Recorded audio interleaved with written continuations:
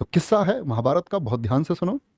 आप सब जानते होंगे कि पांडव और कौरवों के बीच में, तो जुए में पांडव किसको हार गए? द्रौपदी को हार गए। लेकिन द्रौपदी जिस कॉन्फिडेंस से उस सभा में पहुंची, इस कॉन्फिडेंस से उस सभा में द्रौपदी पहुंची कि भाई वहां पांडव बैठे हुए हैं और वो पंचकन्या जिसको एक अपने ऊपर गर्व था कि मैं किसकी पत्नी हूं, भीम की पत्नी हूं, अर्जुन की पत्नी हूं। तो जब सभा में पहुंची, तो सभा में पहुंचने पर जब दुशासन ने कटाक्ष किया तो उन्हें यह उम्मीद थी कि शायद अर्जुन गांडीवधारी मेरे लिए कुछ करेगा। लेकिन अर्जुन की गर्दन क्या है, ऐसी की ऐसी ही रह गई। उसने सोचा कि शायद ये भीम जो है ना, भीम ये गदाधारी, ये शायद सबके सिर फोड़ दें तो कुछ होगा। होपलेस हो गई। होपलेस मतलब कोई आशा नहीं रही।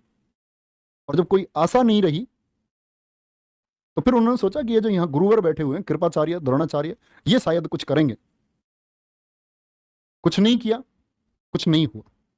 तब उन्होंने एक अंश मात्र, जब साड़ी के एक छोर को पकड़ा दुशासन ने, तो उन्होंने थोड़ा सा भगवान को याद किया। मेरी बात को फोकस करना, क्या बोल रहा हूं मैं? थोड़ा सा भगवान को याद किया। और वो भगवान श्री कृष्ण उस समय थे द्वारिका में, और द्वारिका में रुक्मिणी के साथ खाना खा रहे थे। और खाने का निवाला सिर्फ उनके गले में गया और अटका रह गया। और गले में जब अटका रह गया तो रुक्मिणी ने पूछा कि क्या हुआ, कोई कंकड़ है क्या? उन्होंने बोला नहीं, कोई याद कर रहा। रुक्मिणी ने कहा गॉड प्लीज सेव हर, भगवान, अंग्रेजी में तो नहीं बोली होंगी, भगवान जाकर के उनकी रक्षा करो। उन्होंने बोला नहीं, अभी पूरी तरीके से याद ही नहीं किया है। अभी जो फोकस देना था वो फोकस दिया ही नहीं, सिर्फ अंश मात्र याद किया है, पूर्ण तो याद किया ही नहीं है। तो अभी जाने का कोई मतलब ही नहीं बनता। और जब द्रौपदी को ये लगा कि अब इस दुनिया में कोई सहारा नहीं है, और ये जो मेरी साड़ी का छोर है, जो आबरू है, अब ये दुशासन इसको, इस चीर हरण को करेगा, तब उन्होंने पूर्णतः ये सोचा कि इस पृथ्वी पर सिर्फ शायद भगवान है। तो उन्होंने भगवान श्री कृष्ण को याद किया। और साड़ी का छोर क्या है, वो साड़ी फिर लंबी होती चली गई। तो उन्होंने मनन किया। द्रौपदी ने पूछा भगवान से कि भाई आपने एक पल जो ये देरी की है ना, ये शायद हमेशा के लिए देरी हो जाती, आप पहले क्यों नहीं आए? भगवान ने क्या कहा कि जो आपको मतलब पूर्ण भक्ति देनी थी वो पूर्ण भक्ति नहीं थी। तो भगवान हो और यही बच्चे स्टडी है, जब तक आप पूर्णतः अपना 100% नहीं दोगे ना, ये नहीं आएगी आपके पास। क्योंकि सरस्वती भी एक देवी है, उसी के पास जाएंगी जो अपना पूर्ण अध्ययन को देगा। ऐसा नहीं जो ये डिसबैलेंस बैलेंस बना रहे हैं, हाँ सब कुछ चल जाएगा, पढ़ाई भी हो जाएगी, नहीं।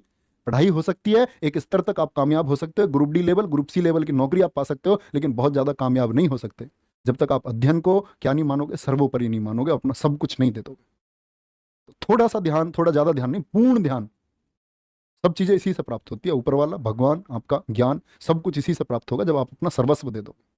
सर्वस्व का मतलब बाकी किसी चीज की जगह नहीं होनी चाहिए। और मैं तुम्हें बता रहा हूं, ये जो मैंने बोला ना अर्जुन भीम, इसका अर्थ है आपके साथ भी कोई नहीं आएगा।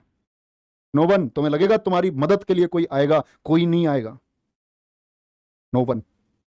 आप कामयाब हो गए, या आपने क्या बोलेंगे, उस भगवान को प्राप्त कर लिया, भगवान से मतलब उस ज्ञान को आपने प्राप्त कर लिया, तो आप ताकतवर हैं। आपके साथ ज्ञान है, भगवान है आपके साथ, देवी है। जब देवी आपके साथ है तो आप सबसे मजबूत हो। तो उसके लिए काम करते रहिए, अपना ध्यान रखते रहिए।